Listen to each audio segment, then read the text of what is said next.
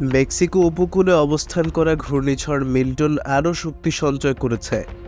গ্রীষ্মমণ্ডলীয় ঘূর্ণিঝড়টি এখন ক্যাটাগরি 5-এ পৌঁছানোর কাছাকাছি রয়েছে। 8ই অক্টোবর সোমবার এক প্রতিবেদনে আবহাওয়াবিদদের বরাত দিয়ে এই খবর জানিয়েছে মার্কিন সংবাদ মাধ্যম CNN.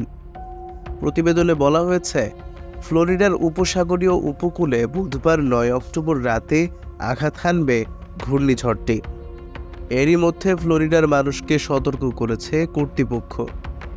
American national hurricane centre জানিয়েছে, ঘূর্ণিঝড় মিল্টন ঘন্টায় 155 মাইল বেগে অগ্রসর হচ্ছে। আর 2 মাইল অতিক্রম করলে এটি হারিকেন ক্যাটাগরি 5-এ পৌঁছাবে। চলতি বছরে বেরিলের পর এটি হবে দ্বিতীয় হারিকেনের আঘাত। ফ্লোরিডার গভর্নর রন ডিসান্টিস টাম্পা উপকূলে হারিকেন মিল্টনের আঘাত হানার আগে উপসাগরীয় এলাকার বাসিন্দাদের নিরাপদ আশ্রয়ে যাওয়ার আহ্বান জানিয়েছেন। প্রসঙ্গত, সেপ্টেম্বরের শেষের দিকে আঘাত হানা মারাত্মক ও ধ্বংসাত্মক হারিকেন হেলেনের তাণ্ডব এবং ক্ষয়ক্ষতি এখনও কাটিয়ে উঠতে পারেনি দক্ষিণ পূর্ব যুক্তরাষ্ট্রের রাজ্য ফ্লোরিডা।